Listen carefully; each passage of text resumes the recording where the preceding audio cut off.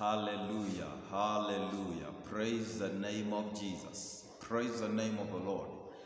I'm Festus. I'm born again, and Jesus Christ is my personal Savior. I have a testimony that Jesus is able to save. I have a testimony that Jesus is able to make sure somebody is in the lineage of eternity. I have a testimony that Jesus is able because since the time that I got born again, Christ has been so good to me. And I want to thank you because God has given me another moment so that I'm gonna be in a position to enjoy this Christmas of the year 2020. I want us to pray before we start sharing the word of God with you, so that we may see how Christmas is so important unto the life of a Christian. How Christmas is so important unto every person that believed in Jesus. Let us pray. Heavenly Father, in the mighty name of Jesus, I thank you this particular afternoon because of your grace. I thank you because of your favor. I thank you because of another year that God you have given unto us, that we're gonna celebrate even the birth of Jesus Christ of Nazareth. We want to thank you because this particular moment you are going to speak unto our hearts. You are going to give us revelations deep in us so that we may know how to cope up with this Christmas, how we're gonna cope up with the birth of our Lord Jesus. We thank you because of each and every person. We pray that God, you are going to forgive our sins. Let our names continue to be in the book of life. And even as we continue to celebrate the birth of thy son Jesus, God of favor, let us understand the basic and let us understand it deeply why Jesus came. I thank you and I honor you because you are able and you are mighty. And you are going to do us a favor. You are going to touch us. You are going, God of heaven, to give us that strength. You are going to give us that conviction that we are on the right track to eternity. In the name of Jesus, we thank you and we bless you. In the mighty name of Jesus, I pray, trusting and believing. Praise the name of the Lord. I want us to share the word of God because we are in another Christmas Eve. Another year is coming to an end, and the year is coming to an end with another power that is divine, another power that is going to give us the strength to face the next coming year. The year 2021, I want to pray in the name of Jesus that the word that we are going to read and to see, what the scriptures are saying about Jesus, what the scriptures are saying about this day. We are not celebrating the day. We are celebrating that birth, that occasion, and the purpose.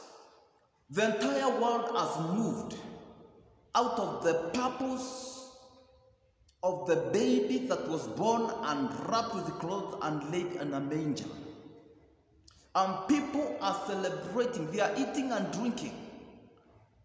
They don't want the importance of the Christmas, but they want to see the Christmas trees.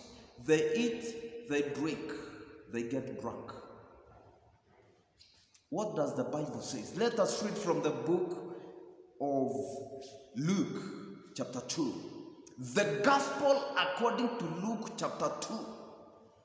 I want us to read from verse 8 up to 14. And also we are going to touch some other scriptures that are going to enable us to understand more the position of this day in the life of a Christian. The Bible says from verses 8, the Gospel according to Luke. And there were shepherds living out in the fields nearby, keeping watch over their flock at night. An angel of the Lord appeared to them, and the glory of the Lord shone around them, and they were terrified. But the angel said to them, "Do not be afraid." I want you to underline the word "do not be afraid." I bring you good news that will cause great joy for all the people. Today, in the town of David, a Savior has been born. Hallelujah. This is good. Today, in In the town of David, a Savior has been born to you. He is Messiah, the Lord. This will be assigned to you. You will find a baby wrapped in clothes and laid in a manger.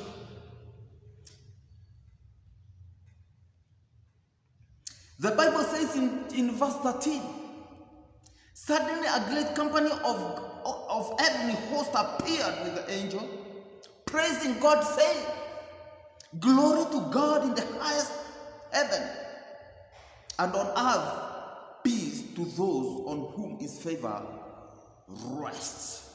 This is the word that is written by the servant of God Luke. The fact is that the child was born. Jesus Christ was born in the city of David. And as we can see what the Bible is saying, there were some people who were outside. They were not in the city, but they were nearby. They were outside the city. They were keeping goats and sheep over the night. And so the angel appeared to them. And these great men, they were so terrified because they thought maybe they have seen a vision. But they were so terrified. But this is the message. When the angel came unto them, he said, do not be afraid. Yes, I know that you are fearful, but I have come with the good news that you should not be fearful. Don't be afraid. Don't be dismayed. Because I'm here as a messenger of the Lord to bring the good news unto you. This message that I'm speaking to you, it is all about Christ with us. Jesus was born in the time when in Israel they were living with the doctrines of the Hebrew people. They had their own doctrines. But the time had come for God to bring salvation unto men. And that salvation was being extended to the Gentiles. And there is the only thing that could bring that amalgamation. It is only through the birth of Jesus. When Jesus came, he came with a purpose. And that the purpose is what brought the people in the world, the people that they were gentle, they did not know God, the Arabs, and other people that had spread across the world. Jesus, he came so that each and every person can celebrate him when he died on the cross. It was so painful when he was dying and he said that all is finished. But that word that all is finished, it brought now the Gentiles back to the kingdom. That is why we are here. This is the word of God. When the good news came that the Messiah has been born, the people could not understand because according to the Jews, they believed that the Messiah was going to come from above. They knew that one day God was to come to restore the kingdom of Israel. But now he has come as a poor man. A family that could not afford a good lodge. They could not afford a good restaurant. Not even good. They could not afford anything that the Messiah could be born in a better way. Currently, when our mothers get pregnant and they go to deliver, we take them to great hospitals. Some pays millions of money. Ask your MP, ask your member of parliament of your area. Where do they take their women? Where do they take their wives to deliver? How much do they pay? Just a member of parliament. Now here the King of Kings is being born and he could not afford, and he was laid in a manger or a trough. So there was great confusion about what was going on. How can we believe these things? But let me tell you something, my dear brothers and my dear sisters. The kingdom of God is for the humble. The kingdom of God is for the humble. And Jesus was born in an humble environment so that we can come back and know that this humbleness is going to take us somewhere. That humble environment that God has brought you, the humble environment that God has created for you, that is where God wants you to be in that particular time, so that the moment that is going to raise you to another level, because the glory of God, it raises somebody, or the Bible says that the glory is going to raise you from one, you are going to be risen from one glory to another. So Jesus, the way that he was born, so that whether you are going to be humble or not, that is a fact and that is a purpose. That you should be a humble person. You shall come from a humble ground, going upward, so that the moment that you are going to the top of the hill, you are going to say that surely this is the path the Lord has brought me.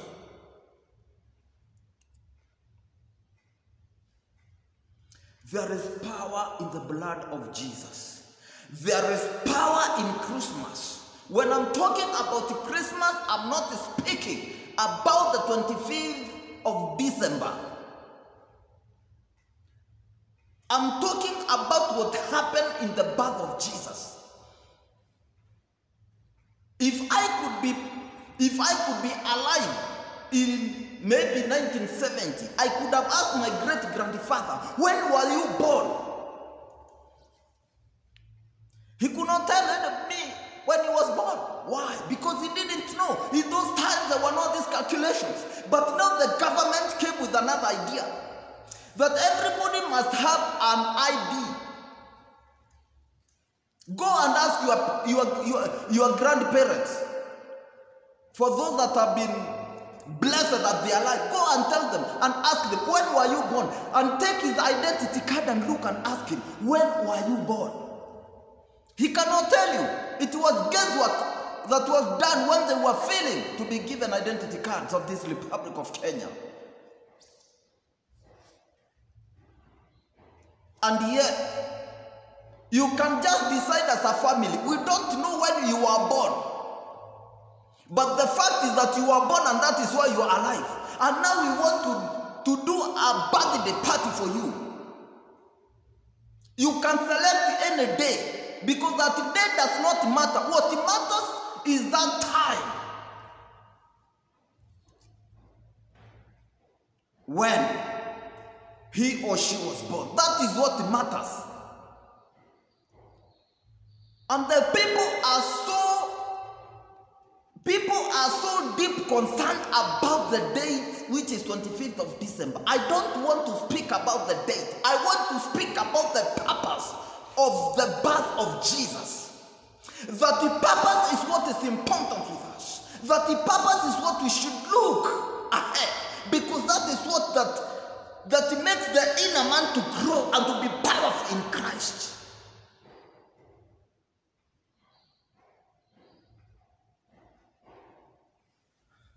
Somebody told me this morning that Christmas is an abomination to God. These are some of the doctrines that are taking people from light to darkness, because they have decided to focus until the 25th day. No, that is not the purpose. The purpose here is that Christ was born.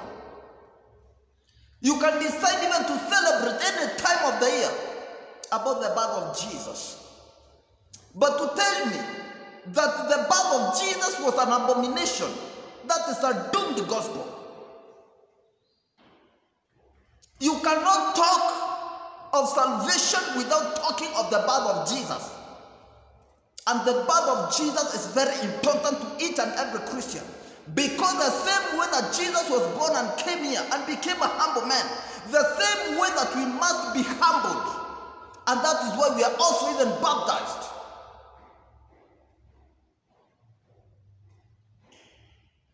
Praise the name of the Lord.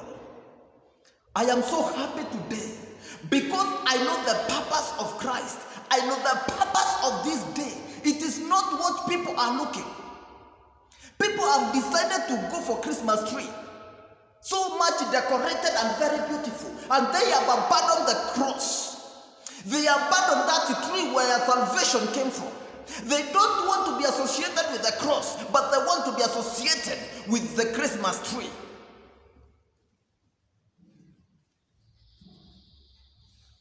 After all, we did not see any tree.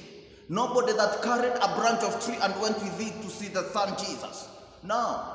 These are just the doctrines and the things that the people has brought to life, to their own environment, so that they can accommodate the things that are not of importance. They just want to celebrate about the Christmas tree, but they don't want to celebrate the cross. The message of the gospel, this message is foolishness to them that are perishing. That is what the Bible says. But to each and every person who is born again, it is the power of God. I want to release that power to the people that understand, to the people that go back to the basics of Christmas. The meaning of Christmas is not the Christmas tree, but the meaning of Christmas is the cross.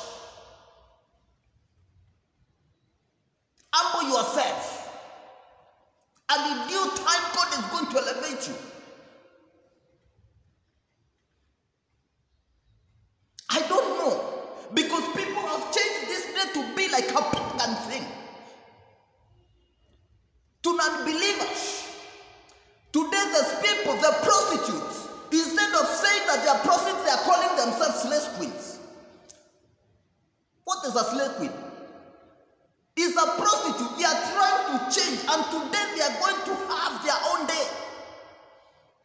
God forbid that the devil has come and captured the purpose of Christmas from the lives of people, and it has gone back to the world. It has become a Gentile issue and not a Christ issue. Christmas is a Christ issue. It doesn't matter whether he was born on December, whether he was born in January, whether he was born in August, whether he was born in each and every day, any time of the year. It doesn't matter. What matters is that day, is that the purpose. That day doesn't matter. What matters is the purpose of the path of Christ. In the city of David, the Bible says that Christ, the Messiah, has been born. This is the message. They were told that I'm going to give you a sign so that you can be sure that you shall go and see that the boy is going to be laid in a manger. So they carried the gospel of truth to the people to say that Jesus has been born, a Messiah has been born, the Savior of Israel and the Savior of the entire world has been born. That is the message. Praise the name of the Lord. These guys, they were outside the city looking for the sheep. Why did God decide these are the right people to take this message? This is because outside the city, people are there. You are alone in the darkness. You are alone in the wilderness. You are alone in the bush. And so you have much more time to think about God, to think about the kingdom, to think the issues of the kingdom, the things that are important. In the wilderness, when you are outside, you can pray and fast comfortably. In the mighty name of Jesus. And those were the right people. The hearts that were already prepared because they believed in God. They believed in their maker. Although they didn't see such a vision before, they believed. And God saw. This is the heart that is prepared. I want to pray in the name of Jesus. May you be prepared for the greatness of the work of the God. May you be prepared in your heart. Like that person who is outside. Somebody who has not been entangled in so many things that are happening deep in the city. Sodom and Gomorrah. They were the cities that were destroyed by God. Why? Because in the city there are things that are moving on. The things that are beyond human understanding. The that even the devil himself cannot understand. What is this man doing? And yet the people are so comfortable walking across with miniskirts. Currently people are walking almost naked and they don't care. That is the things that are happening in the city. But when you are going to go outside the city, when you are going to be a person who has decided, my way is the way of salvation, you are going to be like a person who is outside the city. The power that rose Jesus from the dead, it's the same power that I'm speaking to you wherever you are. Receive this message with great agony deep in your heart, so that you can come low and tell God, even Jesus, as you were born in a manger, so humble, I want to humble myself from today henceforth, so that you can use me, God, for your purpose. There is something that God spoke in the book of Genesis. When Adam and Eve, they fall short of the glory of God by sinning, there is a verdict that was made in the Garden of Eden. The devil was told, the son of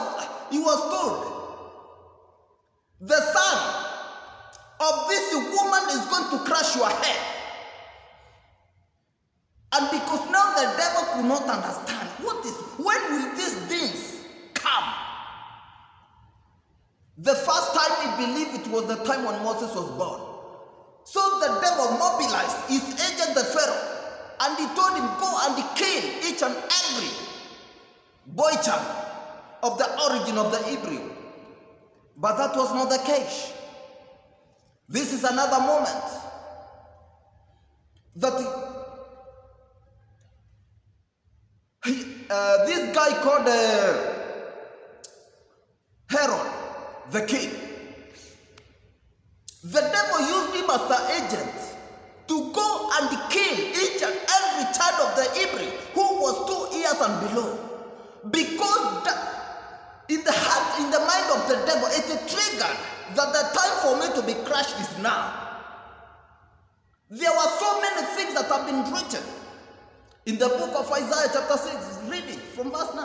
The Bible says that to us a son is born, and to us a son has been given, and the government shall be upon his shoulder. And that's why I also pray that God, we need a king in this country. We need a president in this country who is going to carry, who Jesus is going to carry the welfare of the nation. In the mighty name of Jesus. So the devil knew the scripture, it is written, and to us a son is born, and to us a son is given. And so it came in the time of Herod when Jesus was born. The devil used Herod like the agent to fulfill, to shatter, and to cover up what the purpose of God to mankind was. He ordered all the children to be killed. Oh, to the boy child. The boy child, a verdict is out that he should be killed. But God came, spoke with Joseph, and he told him, just arise and take the child to Egypt until the time when I will tell you to come back. Let us read from the book of Matthew. In the book of Matthew chapter 2. Praise the name of the Lord.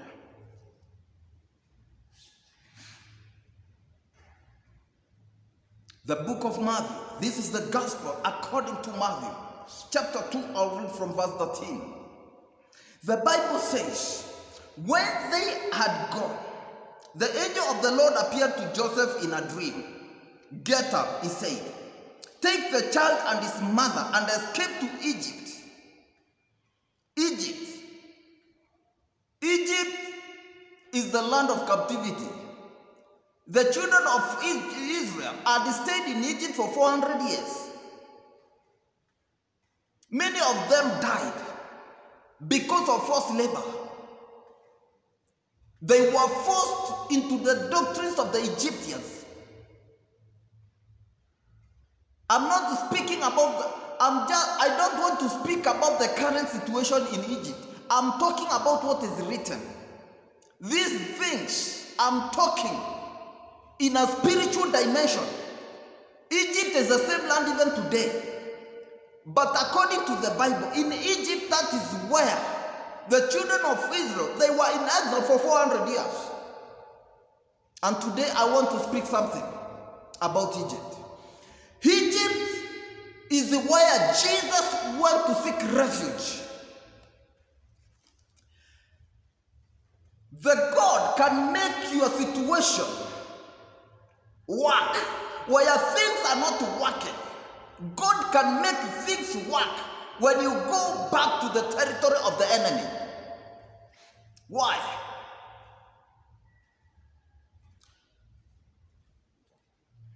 Let's see.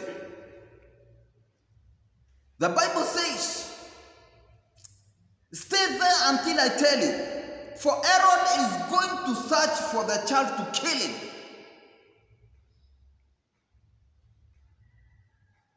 He became, it was so horrible, and it could not work for the child to be in Bethlehem where he was born, neither in any of the city of the Israelis.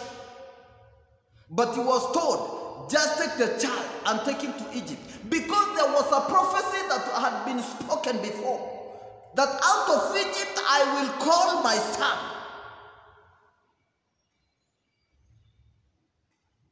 He was taken back during the time of God and Israel, before the birth of Jesus. The Israelites, they were in that land for so many years. God took them out of that land through the wilderness for 40 years. He did miracles and wonders in the wilderness. But here we are in another dispensation. We are in another time of the New Testament when the Son has been born. There was no drama. There were no miracles. It is just a word. Just take the child and go to Egypt. That word that God spoke, it protected that child in captivity.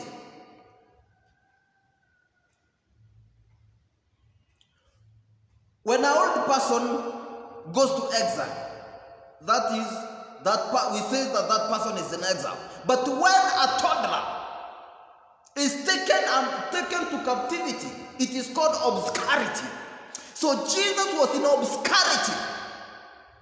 And the time came, in that obscurity, he was being protected by the word.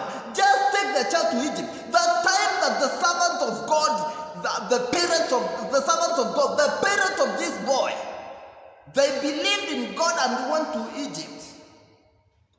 That was by faith. They were there. They could not say, oh, in Egypt, that is where we are going to die, blah, blah, blah. No, he just arose and did according to the word. This is the dispensation. This is the time that we are alive. God has given us this opportunity to be alive so that we can do according to his word. When God gives us an opportunity, that we must seize that opportunity to the fullness. We have to believe in God to the fullness. By the grace of God, he was in Egypt, at the center and the territory of the enemy. But God said, go, and off they went. The Bible says the time that Herod died, the word of the Lord came back to Joseph and Mary, and they told them, just go back to your native land. God can protect you. God can keep you in any situation. Hallelujah. Praise the name of the Lord. My friend, you can excel in Sahara Desert. It doesn't matter whether you are going to be alone. It doesn't matter when there is no water. It doesn't matter what is in Sahara Desert. But the fact is that God, when God says go to Sahara Desert, just go. When God tells you go to Chalbi Desert, just go. When God tells you go to the Arabic nation, go and preach my gospel in Afghanistan, you have to go, and you are going to see the goodness and the greatness of God. There are some of the countries, Islamic countries in this world. You cannot talk about Christ. You cannot speak. You cannot preach the gospel. But if the word of God is going to come to you and tell you, I want to send you today to Syria. I want to send you today to Iraq. Just follow the command. Because the Bible is telling us, God said, just take the child and take him to Egypt. We all know the environment in Egypt. It was not godly. It was not godly. It was not godly at all. But God said, just take the child and go with him and live in Egypt until the time I will tell you to come back. I want to assure you, my dear brethren, there is power in the word of God. When God tells you, I want you to do things, just stand and do it, because God knows that is where your success is.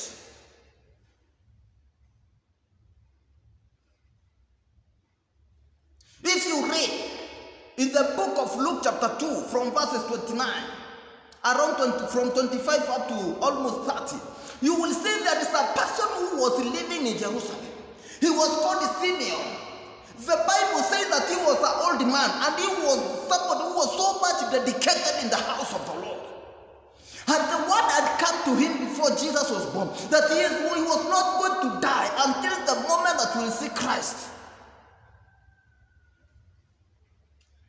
This message is coming to you to empower you to know this. It doesn't matter about the 25th of December.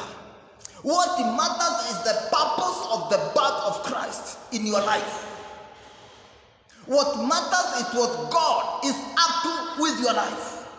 What matters is the cross. What matters is you to come and humble yourself and to walk in the ways of God and to live in accordance to the will and purpose of God. The God that called you unto this salvation, you must